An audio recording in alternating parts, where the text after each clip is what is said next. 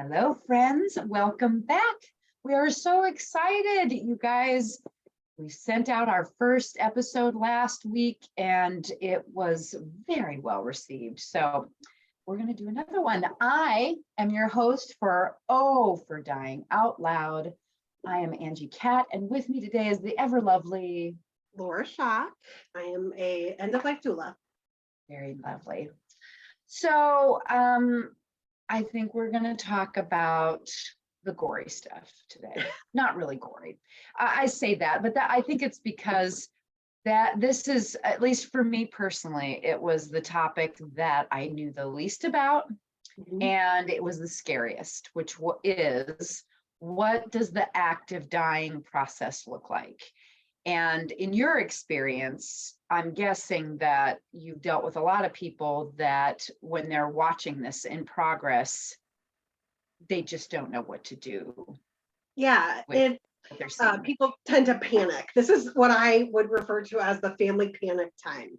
Right. So this is when the emergency ambulances are called or emergency services are called, and people who don't want to be resuscitated are resuscitated or put on life-saving equipment, because it can be very challenging if you're not ready for what you're about to see. Right. Yeah. Now that's you're talking about in a situation where, it is sudden, right? Or are Nope. Really? So yeah. Families are like, they know that grandma's getting ready to go, but they'll still call the ambulance. Yes. So one of the things, so it happens all over. So a beautiful thing about an end-of-life doula is that we're able to kind of prep or prepare a family. Hospice can do the same thing, although I don't know that that's not their main objective necessarily. Right. So even if we know grandma is going, it can be very frightening when, you talked last week or last podcast about agonal breathing, and or the not eating, not being able to speak or not swallowing, or choking when they're going to swallow. And it's counterintuitive to tell someone, don't call, don't just let it happen. Because of course, what do you do when someone's choking and you can't get them to stop? Right. Exactly. Well, and even just the name, like agonal breathing, sort of implies that they are in agony. Right? Right? And so I think that we don't want our loved ones to suffer. No.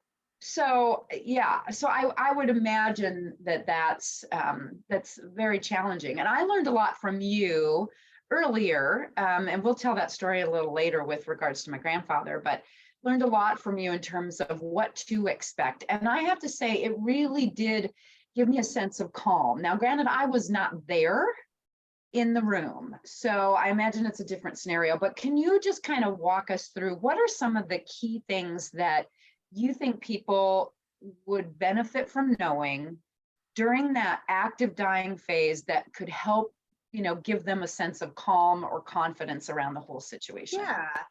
So one, I guess it's really important to know.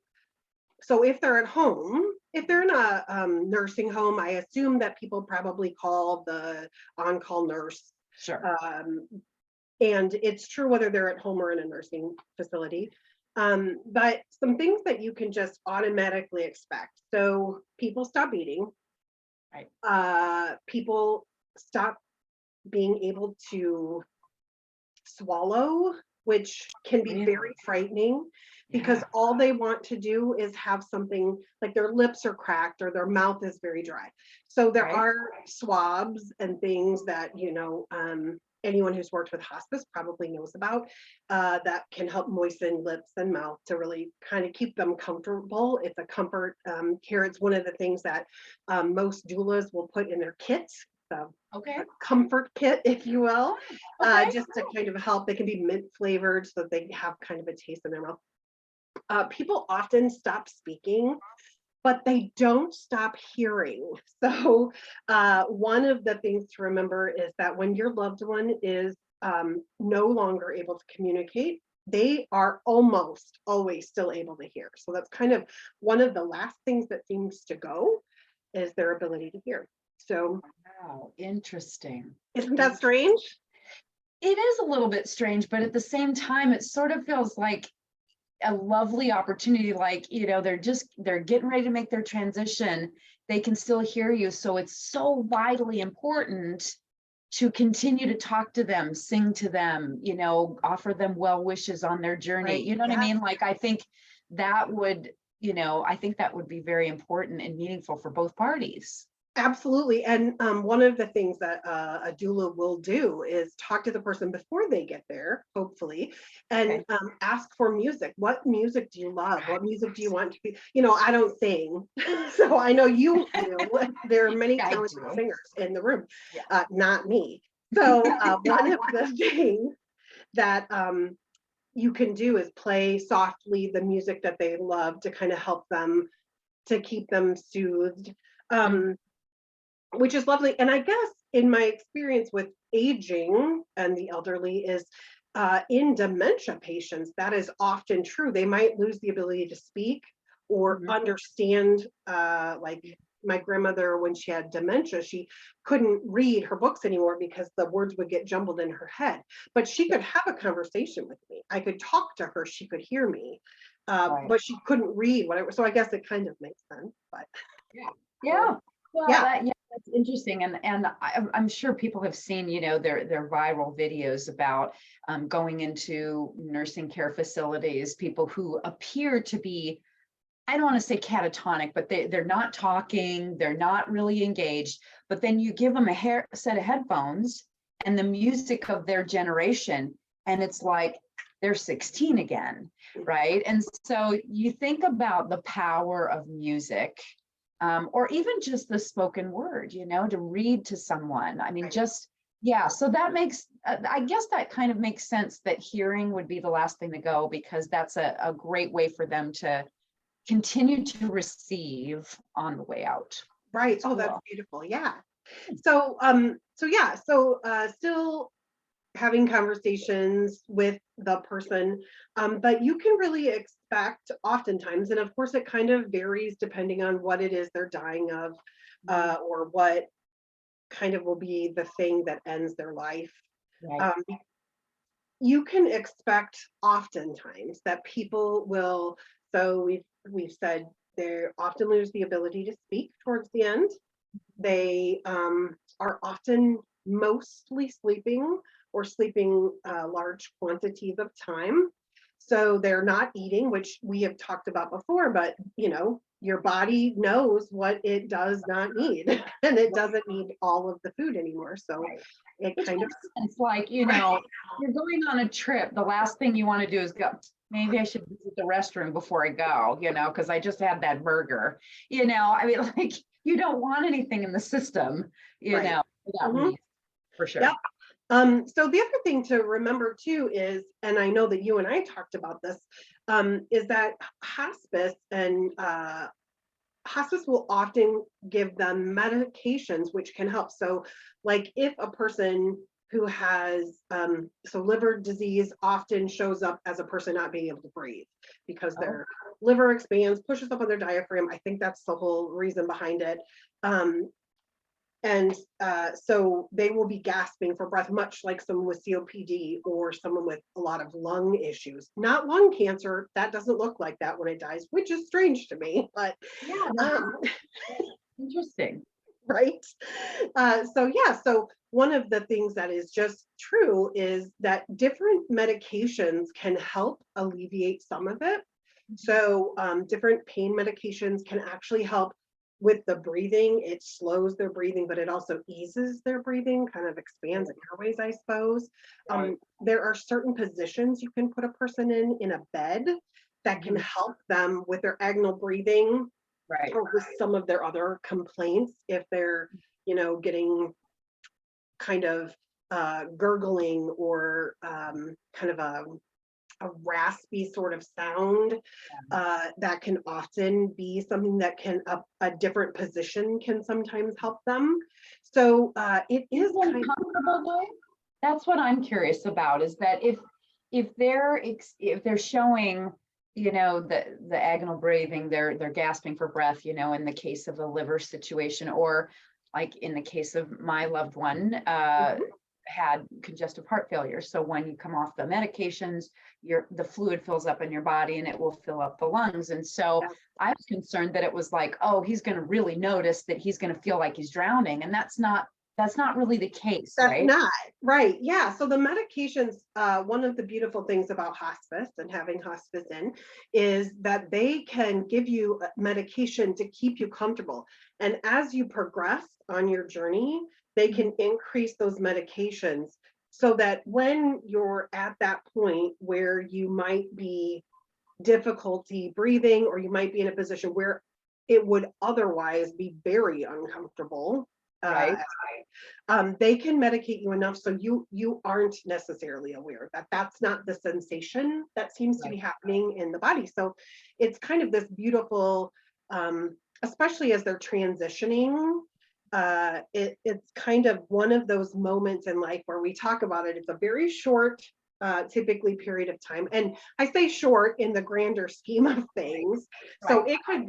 it could be a day, maybe a couple of days, but typically even 2 days out of a long life, or Maybe six even years. Yeah. right, exactly. It's not as dramatic as we think of, because certainly one of the things I have always feared is I have I have very bad lungs. I have a lot of asthmatic issues and some other issues with my lungs. And so it's always like, oh my gosh, I'm afraid to drown. I'm afraid of what it's going to feel like because I hate not being able to breathe. Right. Um, but even when I've been hospitalized for my breathing issues, they are able to medicate me in a way that it's not the right. It's not that panic, I can't breathe feeling. Right. So it is good to know that our loved ones are receiving kind of comfort in that way, that they're not really feeling it. And the other thing to remember is, as I said, different illnesses kind of turn into different transitions. So sometimes the discomfort can be itching. Yeah. Sometimes the discomfort can be vomiting or really dizzy. So yeah, there are a whole host of medications that are subscribed, and they're not subscribed by doctors at end of life to prolong life. They are just prescribed to make sure that a person is comfort. It's really just a comfort care at that point. Gotcha. Yeah, so it's really lovely to know that at the very ugly piece of transition that we all have this horrible thought about, that it can actually look really beautiful. I know that we've talked about my grandmother before, and I was with her when she passed, and it was just this really lovely slow down of just where the breaths were like 5 minutes apart, and it was uncomfortable. There is that discomfort of sitting For next to her, someone. was it uncomfortable for you or For me. Yeah, just for me. right? uh, because she's fine. She was fine. It was her time.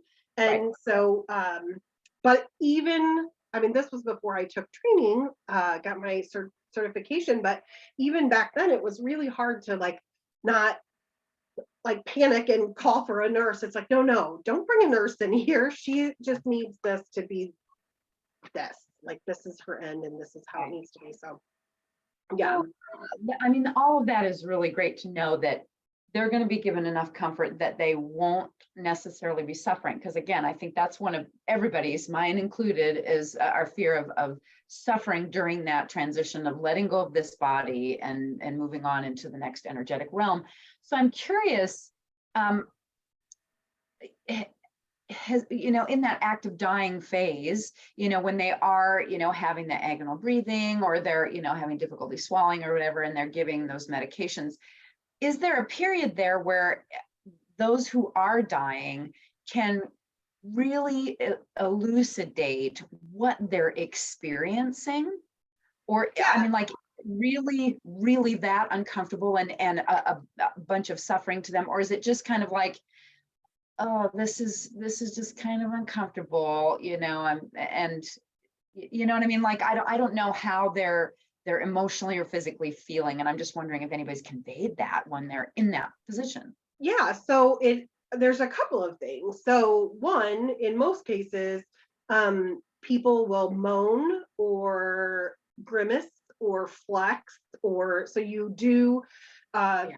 if you've ever seen someone who's in a coma and a doctor walks in and they pinprick their toe, they know by the reaction whether or not they can feel it Gotcha. and it's discomfort.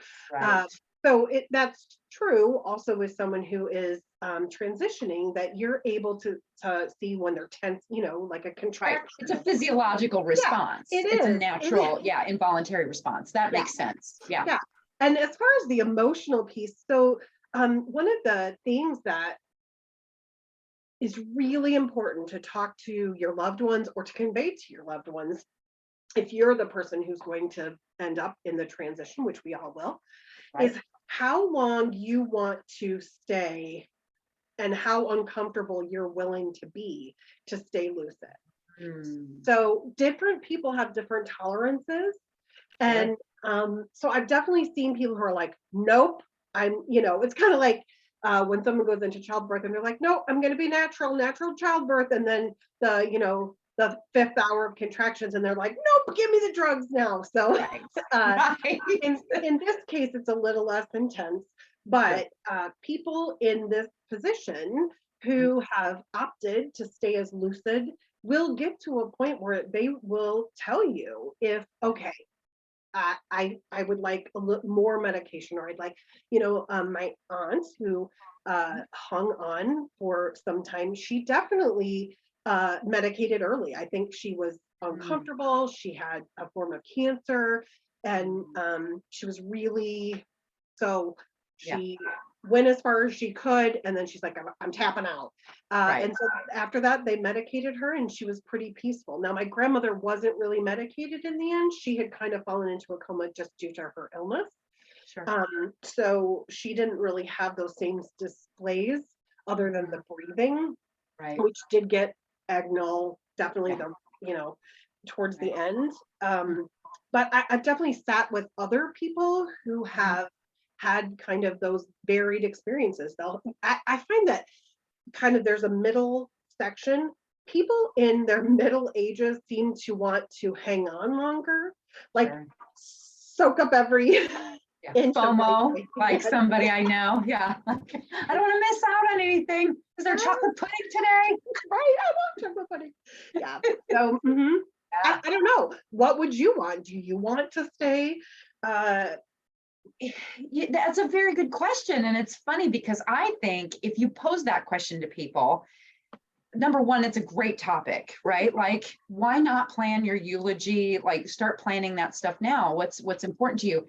And I think number one, I think it would be an interesting conversation because I think we know, but we right. really won't know until we get there, right? Mhm. Um, my personal feeling is that, particularly with my work with those who have transitioned, on the other side of the veil, I don't have a fear about what's on the other side, like I know what's there and I'm excited about that.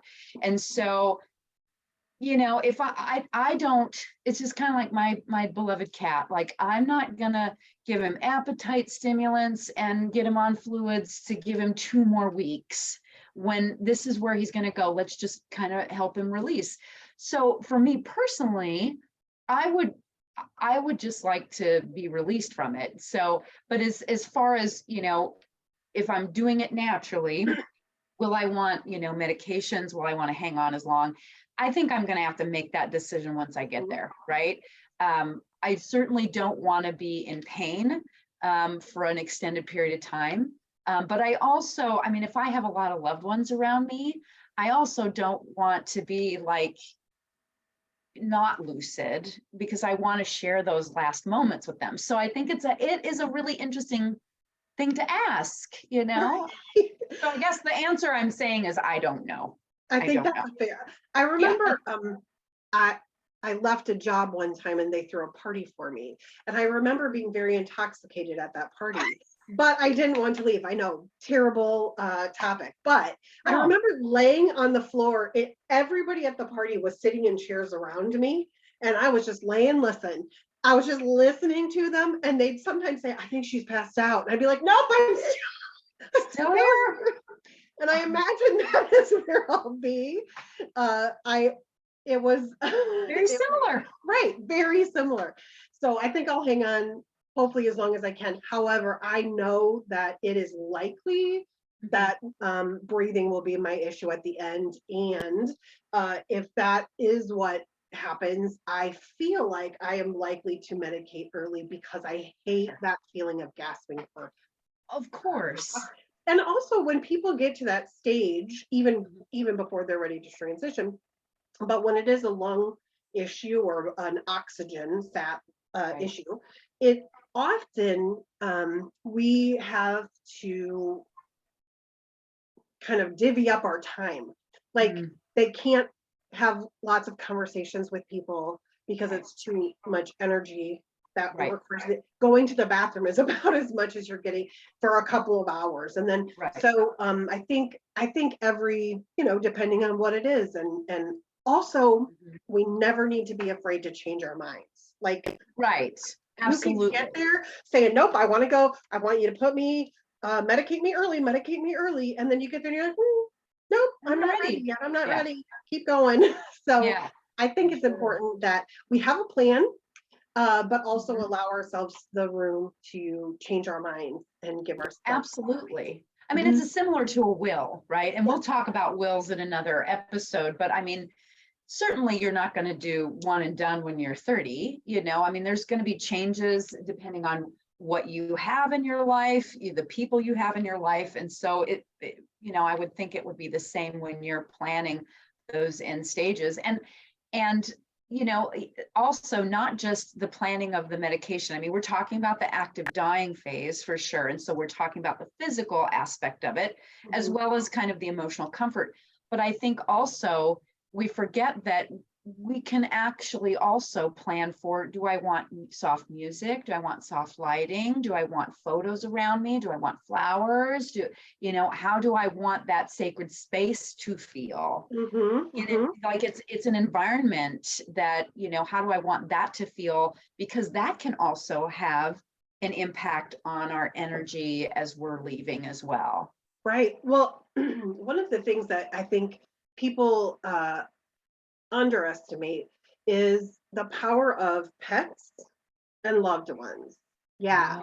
So sometimes what somebody really wants is their cat or their dog in the bed with them. Well, and maybe they will, I know, right? It makes me weepy to think about. And they hang on until they have, like, they just want their friend, their companion. Or maybe this has happened in many instances, and people say, oh yeah, all the time. So sometimes when a person is dying, they seem to be really lingering, and you always hear the family says, I only left the room for 15 minutes. I went and got a coffee or whatever, and they die. So I just want people to understand that is absolutely normal. Some people want certain people in the room. They'll hang on until they get there. And some people are just the opposite. They want no one in the room. They're very private about it. They don't, they're more comfortable if their kids or their spouse doesn't see them pass. Yeah. But in that very final stage, though, I would imagine that, I can imagine that if I'm in that very final stage, I might have told everybody, look, I want y'all around me, but I might still in that, it's like a higher thing takes over and says, no, I think we want to do this quietly. So we're going to wait until everybody leaves for lunch, and then we're going to go, so I think it's important to say to people, that just because somebody tells you, yeah, I want you there, doesn't necessarily mean that they still won't go if you leave the room. When you step out of the room for a minute, which exactly. Yeah, my grandmother, I believe, chose to die. I was blessed to be the one in the room, so I'm really glad and appreciative. Thank you, Grandma. And I think that something really amazing is that she had all the women in our family were just this really strong group of women. We're all women. There's so many of us. and we kind of channeled through the room that day. And so she waited until night. And the only other person in the room was asleep except me. It was just, I think it's what she needed. And then Right. I just told her, it's okay. You could, like, you don't have to be here. We'll all still do the things that you needed us to do. And um, I just think that that's a really true statement for so many people, that it's Right. really, Yeah. it's just what they need. And Right. so sometimes it's about giving someone permission to, that Right. it's okay, you can go, because they hang on for us like our Right. pets. Right. I Yeah. know. Yeah, So I do. So all great information. So I want to circle back just a little bit to mhm, kind of finish off a little bit about the physiological responses, sure. because this came up in our Death Cafe that we did recently. Great questions. We're going to hold another one on March 4th at Illuminations. So very excited about doing that again. But there was questions about the rally, Yeah. or they called it the surge. Like when she asked about it, she's like, tell me about the surge. And I'm like, the electrical surge? Like, I didn't know that was the term for it. So it's Yeah. either called the surge or the The rally. rally. Yeah. Talk a little bit about that. Yeah, so there's two things are true. There is a surge of electrical when you die. It's many people talk about how they see the, if you're on a monitor after you pass, it's like one last shot of just everything going off. So that's not uncommon. But Oh, so that's fascinating. I didn't right, know that. right, it is. Wow. So the rally, there's this really interesting thing that sometimes happens, and many different people have many different beliefs about it. Again, I'm not here to tell you your beliefs. I'm just here to tell you that sometimes this happens, but it does not always happen. So don't be unhappy if this does not happen. Right, right. So the best way I can describe it is to tell a story. So I worked at a nursing home a long, long, long time ago. And there was a woman, she was wheelchair bound. She always had been. We'd go in the morning, we'd get her showered, we'd get her dressed, we'd take her down to breakfast. She could not walk, she could not stand on her own. And one day I came in and magically she had showered, she had gotten dressed, she was ready to go. She walked herself down to breakfast and she died within 24 hours. So, the nurses, that's the first time I'd ever experienced it. So the nurses are all like, oh yeah, this is bad. I'm like, what is bad? They're like, no, it's not bad. It just means that it's Right. very close. It's close. So Yeah. there is a thing that happens to some people where I don't know if it's their body's last energy shifts.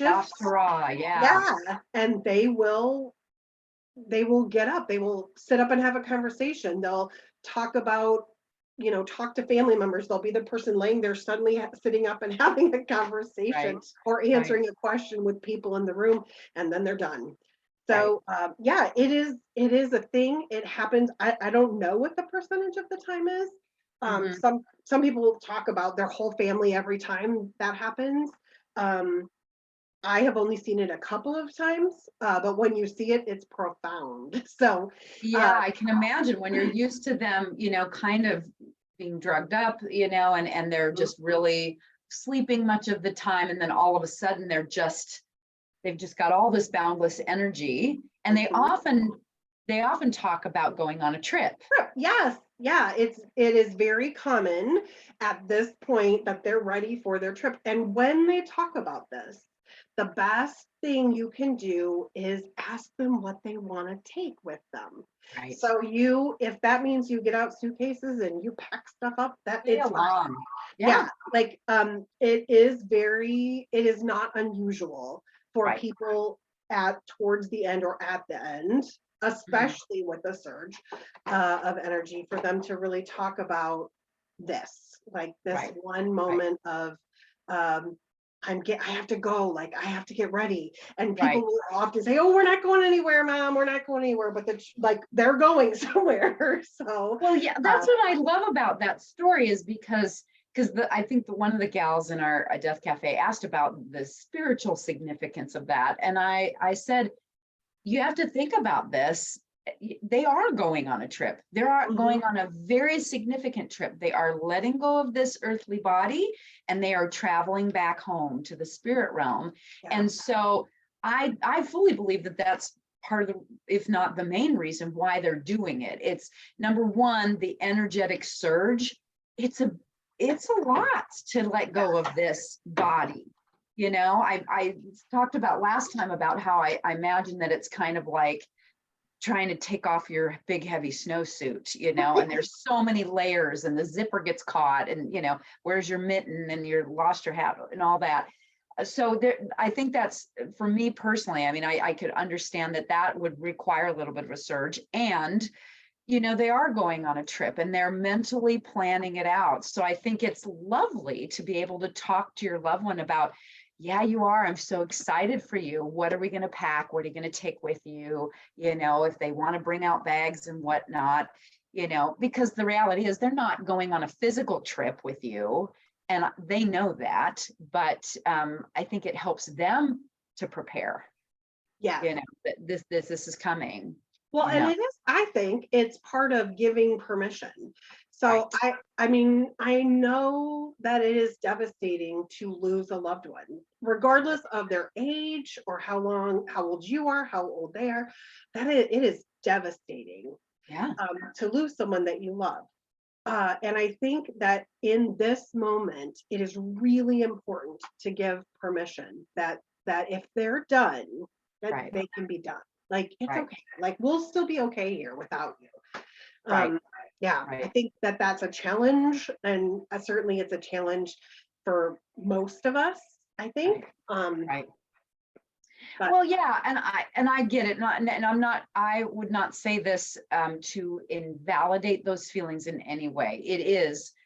It can be a very crushing loss to mm, lose a loved one, and to think about the fact that they're not going to be there anymore. You know, my grandfather, when my grandmother passed, had told the pastor, you know, we were married for 60 some years. I just can't believe that she's gone. You know, I mean, it's a lot.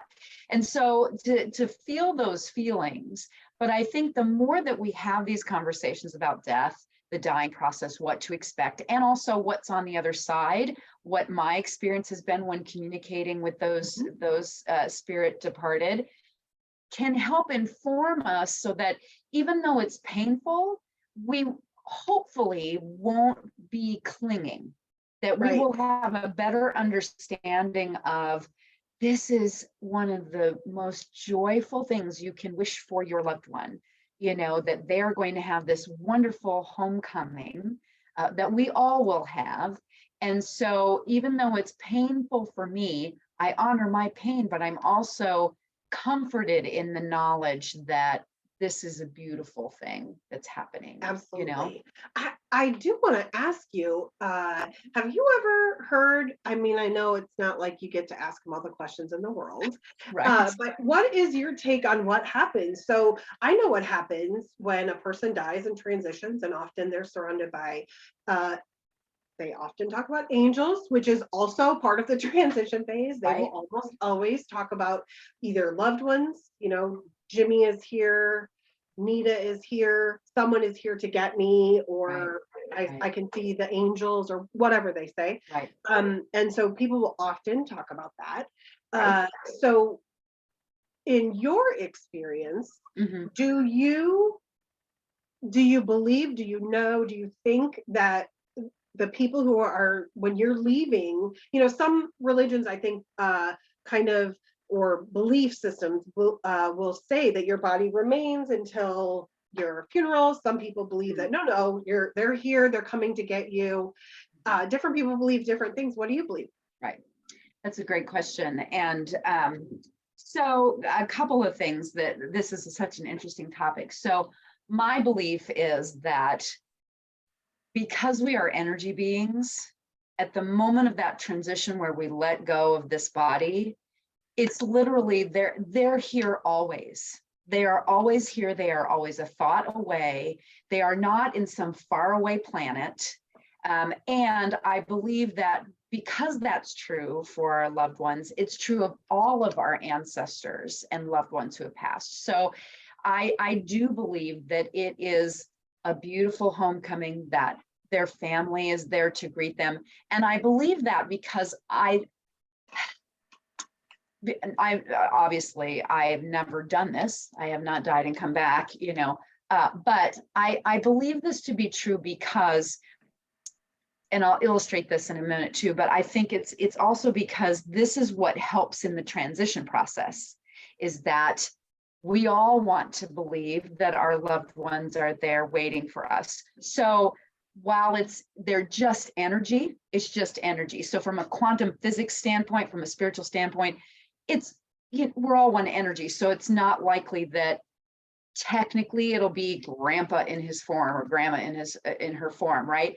But they are there, in the creation of our mind and in their energy. They are there to greet us, and we are absolutely, like, they're so excited. Pets are there, our loved ones are there, and so it's a joyful thing, because there's such freedom and lightness, and you're welcomed into that cradle of love with all your previous loved ones with you. Now, that being said, it kind of lends itself to this question that I've had before also, which is, what about, it's a kind of a rare situation, although I don't know how rare, but people who they're afraid of seeing something dark and ominous, right? When they're getting ready to go. And I respect all belief systems, but I'm speaking from my personal beliefs. I do not believe in hell. I don't believe in hell. I believe that is a parable. It is a human construct.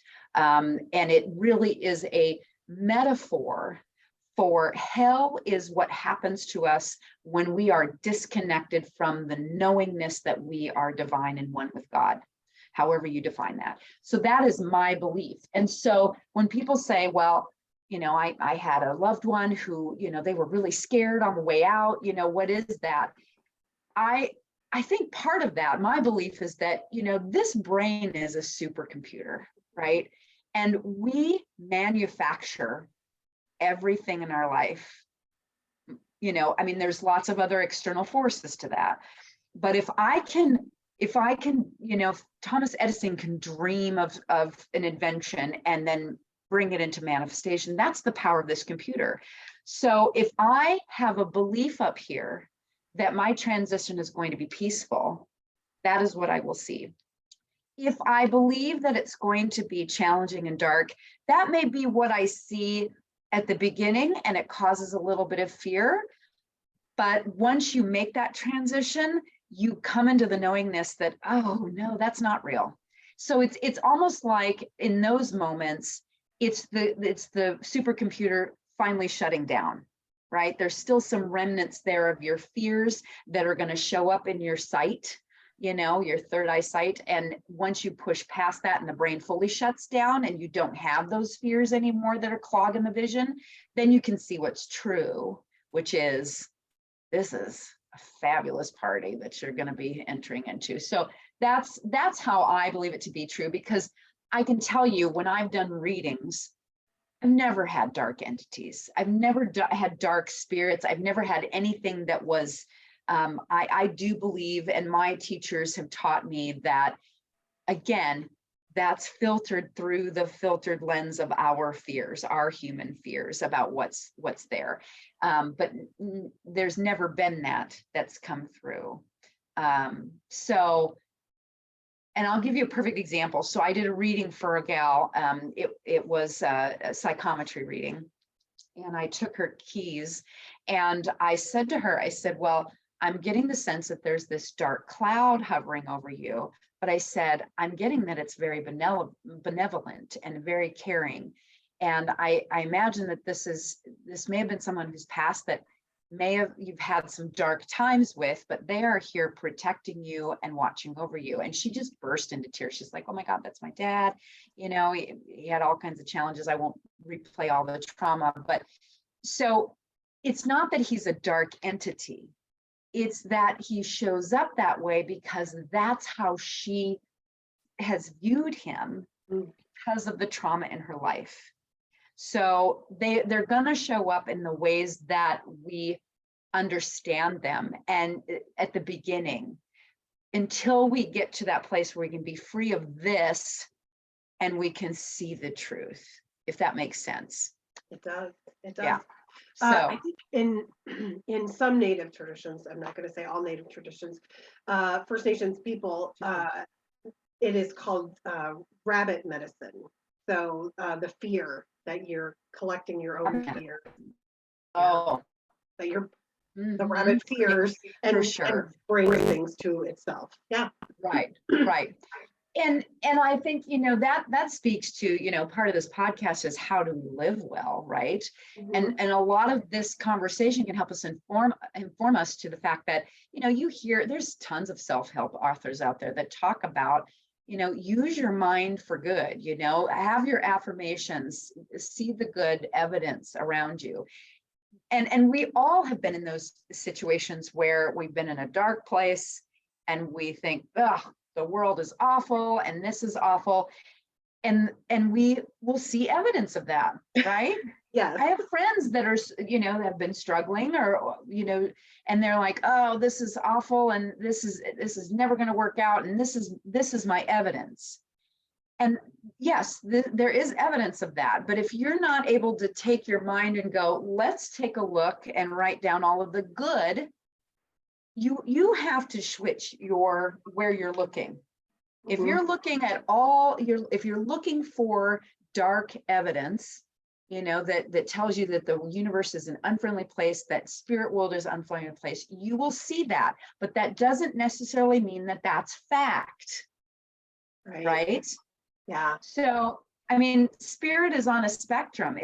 God is good all the time, but because of our humanness and our self-will, we're going to see a spectrum of things because our brain, we can see whatever we want to see. So why not, if that's what we're going to be looking at when we transition, Mhm. use that knowledge now to know that, oh, I can see good in my life, and the more good that I see, the more evidence of that I'm going to see, and it's just a continual feedback loop.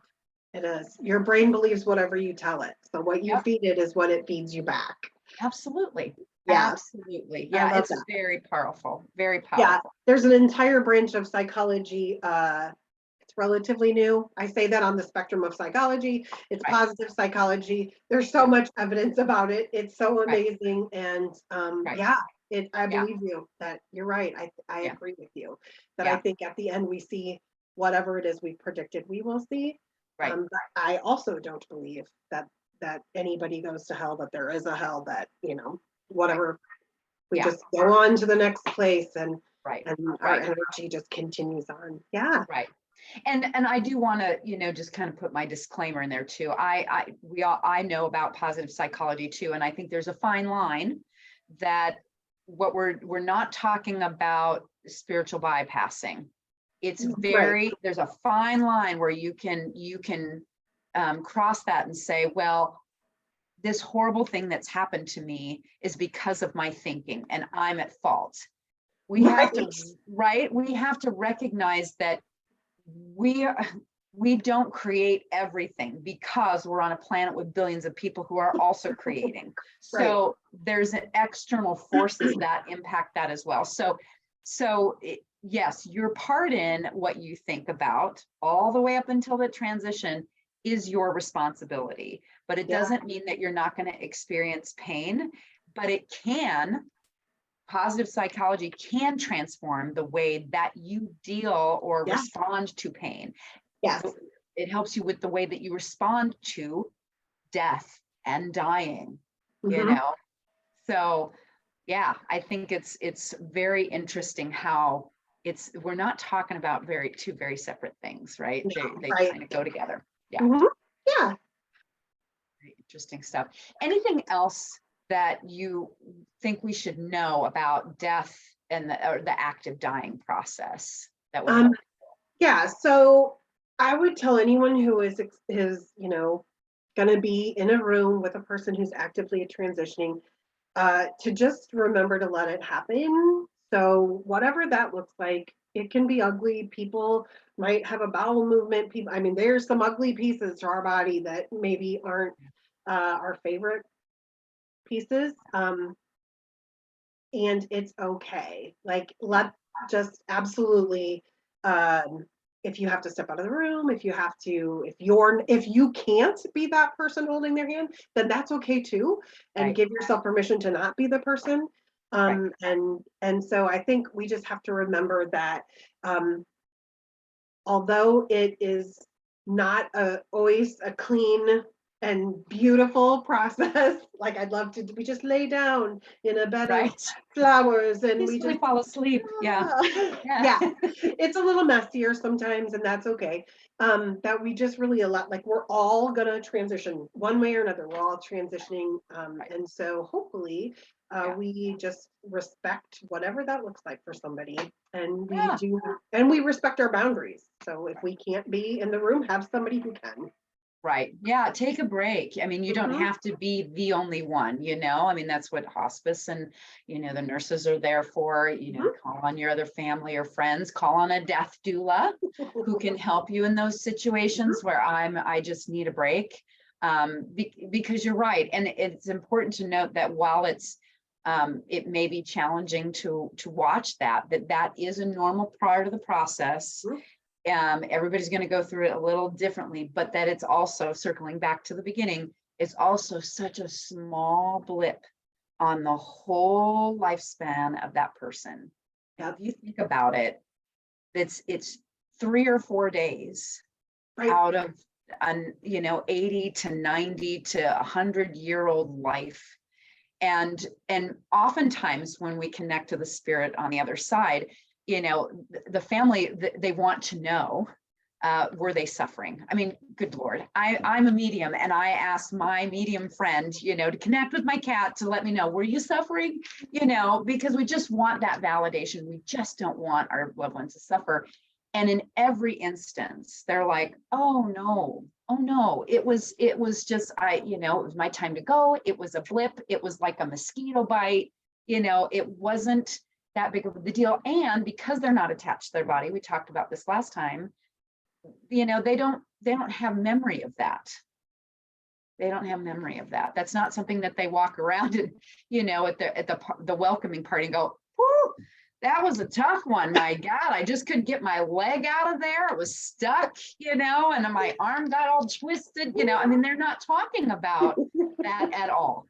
They have no understanding of it once they're in the spirit world. So yeah, it's very cool.